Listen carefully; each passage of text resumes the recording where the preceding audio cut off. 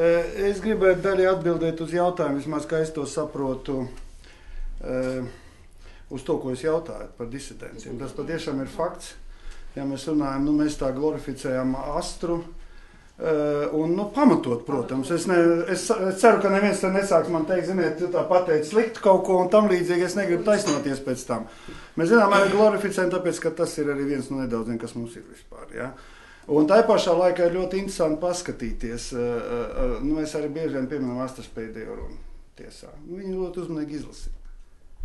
Un piedodiet, no tā mēs daudz ko saprotam pašreiz pie tām problēmām, kas mums ir. Ar visu cieņu pret cilvēku, kurš dzīvību atdevis par to, ka saka, ir tomēr nevis teica, jā, ziniet, es kaut ko tur kāds pāris 5 gadus tur mazāk dabūšu, jā, bet viņš ir teicis, izlasiet to runu uzmanīgi, jā. Tā runā ir viss par vienu jautājumu, pilnīgi pamatot, par latviešu tautas ciešanām. Bet jūs dzirdat, ja es paskaties uzmanīgi, vai tur ir tā runā, teiks, principā, ziniet, tā Havels, piemēram, tikko apglabāja, ielika zemē, ja?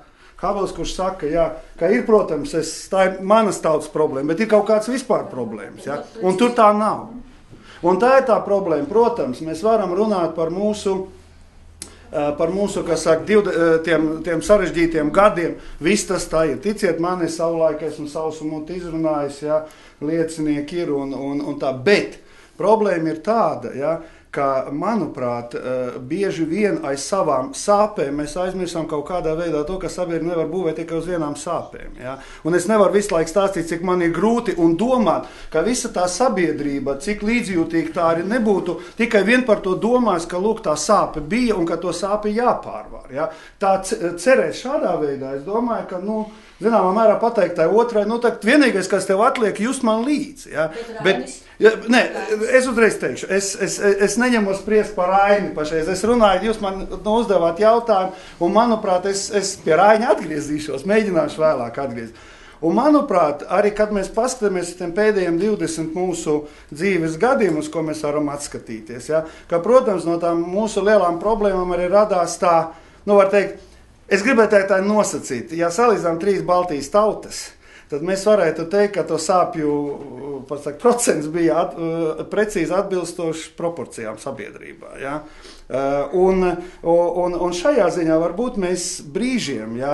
Lietuviešiem tā lieta, protams, bija savādāk no paša sākuma. Ja? Visu padomu laiku, 80-20, tur tās problēmas īpaši neradās, tāpēc lietuviešiem bija diezgan viegli būt, relatīvi viegli būt ļoti tādiem, atvērtiem, jā, nulles variants pilsoni, kas, protams, nederēja vienkārši mums, jā.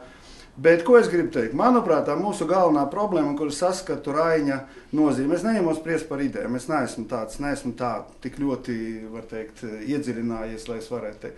Manuprāt, tas, kas mums pašreiz ārkārtīgi traucē, tas ir dziļi iesakņojies nepilnvērtības komplekss. Piedodiet, viss tas, ar ko mēs pēdējā laikā nodarbojamies, tā ir tā pārliecība, ka vienīgais, kas mums atliek, būs vājiem, un ja mēs vienkārši ar likuma pantiem, un ziniet, kā es atvainojos, atļaušos šeit svešvalodu pēc Latvijas standartiem, es to pieminu, jā, ir tāds Saltikovs Šedrinam, slavenam krievu satirītiem, ir tāda grāmata Istorija od Novogoroda. Un tur ir Untes Prišibējevs, ja, kuru galvenais lozungs ir tašķiť i nepušķať. Ja. Brīžiem es pats skatos uz mums un atgādinu to. Vienīgais veids, kā mēs varam risināt problēmas, ir aizliegt, neļaut un pateikt to, tie ir panti, ja tu pārkāp šiem pantiem, tad būsi kirbaškā, kā saka. Ja. Problēma ir tāda, ka mums līdz šim brīdim, un es domāju, ka tas ir tā apgrieztais tas nepilnvērtības kompleksam, kas starp citu izpaužās daudzreiz politikā. Ja? Es atļaušos runāt jau kā politologs. Ja jūs paskatāties no vienas puses Latvijas sabiedrību pēc visiem rādītājiem, mēs esam starp citām Austrumu un Centrāla Eiropas valstīm ar viszemāko iedzīvotāju pārliecību par to, ka viņi kaut ko var mainīt.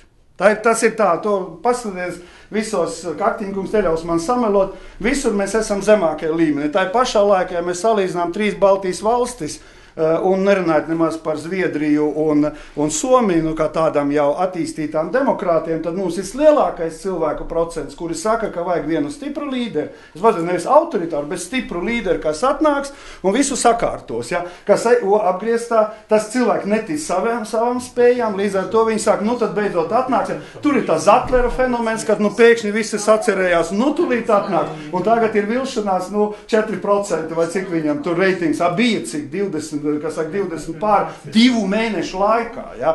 Un es gribētu teikt, ka, manuprāt, manā izpratnē, ja, es nezinu, kāds varētu būt risinājums visām tām lietām, par ko mēs tagad diskutējam, kas nāks vēl priekšā un tā tālāk. Es neesmu tas guru, kas var pateikt, ja? Bet es varu pateikt vienu, man ir dziļa pārliecība, ka šīs lietas nevarēs atrisināt tikai pasakot nē un viss. Ja? Ar referendumiem sarežģītās sociālās problēmas neviens nekad nav atrisinājis. Referendums vienmēr pasaka tam mazākumam, kas saka, ej prom, jā. Nu, tādā ziņā, pēc rezultāta, jo tur nav iespējams, tur tu vari nobalsot vai jā, vai nē. Jā, viss vairāk citu iespēju nav, jā. Un ir jābūt, ja grib risināt, ir vienkārši jāapsēžās un jārunā, jā. Mums 20 gadus bija, ir svēta lieta, par ko mēs nekad neko nediskutēsim, nerunās. Kāpēc? Ja? Jo tagad mēs pašreiz tā nostādnē, es dzirdu, man vispār visas tās diskusijas pašreiz, ja es atvainojos, ka es aizdodu tādu ļoti konkrētu politiskām atgādījumu, mazliet šizofrēnisku lietu. Vienu cilvēku runā un otru domā. Jā, piemēram, kā apsaukājuši Ušakovu par šizofrēnisku nostāju. Ja? Viņš aicina parakstīties, un tā pašlaik saka, es ticu, ka būs vienvalsts valoda, latviešu valoda. Ja? Un to pašu es dzirdu, piedotiet no latviešu politiķiem, tad, kad viņi apzināti saka, ka vienīgais, kas mums ir latviešu valoda, kas saka, vienīgā valsts valoda, piedošana, kurš par to šaubās no normāliem Latvijas cilvēkiem. Parādiet man normāli, daudz maz normāli cilvēki. Ja? Es domāju, kurš par to šaubās? Problēma neiekš tā. Problēma, ko tās latviešu politiķis neizsaka, viņš saka, nekāda oficiālā status Krievu. Nekāda. Es pasūtu, nebūs oficiālās valodas status, bet vispār status. Pašreiz es to atvainojat. Mums ir situācija tāda, ka mums ir latviešu valoda un vispār ir svešu valoda. Ja tagad atnāks Melnīksnējs Āfrikas dēls, sāks runāt Suahili, viņam no valodas vieta tādas pašas tiesības, kā te Krievam, kas varbūt 3 paudzes nodzīvo. Es nesaku, ka viņam uzreiz ir jādod valsts valodas, protams, ka nē, pasaka Dievs, es pats teicu un visur teicu, ka es neesmu. Tad, lūk, kāpēc es gribu? Es negribu iedzirināties konkrētos diskusijos, bet gribu teikt, ka Rainis manā izpratnē ir svarīgs tieši kā tā, lieluma apzināšanās. Caur to es pat nerunāju par idejām konkrētam, ko jūs man jautājat un ko diez vai es būšu tas gudrākais, jo es ne... Bet, tad ir. Bet es gribēju teikt tā apziņa, ja, ka mēs tik, cik mūsu griba. Ja? Un šajā ziņā tās gribas mums trūkst pašreiz. Un tas ir tās vaimanas, ko es dzirdu visu laiku. Jā, mēs esam, vienīgais, kā mēs sevi uztveram, tā ir, kas saka, sērdienīt tauta, cietēji un tā tālāk. Es negribu galu galā. Un tad, kad man saka, saprotiet, man apdraud, es saku, bet pagaidiet, kas mēs esam kaut kādi nepilnvērtīgi. Mēs 20 gadus acīm redzam, dominējam šīs valsts politiskajā dzīvē. Acīm redzam, kurš to var apstrīdēt? Un mēs tā pašu laiku pa brīdim tik vaimanājam. Ka nāks, tad tūlīt mūs noslaucīs un tā tālāk. Es nesaprotu to, man tas, godīgi sakot, mani tas mulsina, es pateiktu, kaitina, kad es dzirdu to visu laiku tās vaimanas, cik mēs esam vāji. Piedošana. Es domāju vēlreiz, bet kas tas formulējums disidenti? Tas bija grīdams un jautājums. Nē, es tāpēc jautāju, vai to var uzlēmt? Nē. Tas, ko es dzirdēju no tās iepriekšējās, Ines, pirms tam teiktā, ka viņiem uzdevums jau bija iet pret traumi, un vai tas ir obligāti? Nē, protams, manā izpratnē Rainis neapšaubami ir disidents, kā to atcerēsimies, viss, kā saistā ar 5. gadu, un tā, šajā ziņā tā ir nostāšanās, jā, tikai... Konsekventi politiska pārliecība.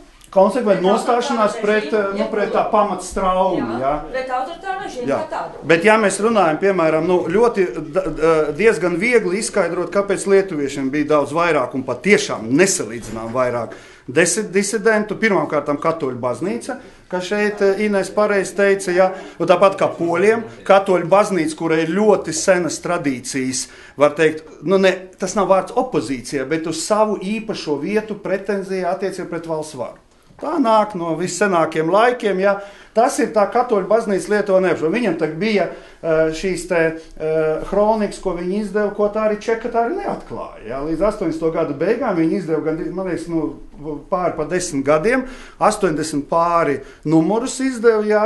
Un tā arī neviens neuzzināja, kur uzdeva. Ja? Čeka, protams, ka centīgi meklē. Ja? Viņiem bija turklāt ļoti daudz disidentu, kuri kaut kur var tikt salīdzināt ar Vaclavu Havelu. Ja?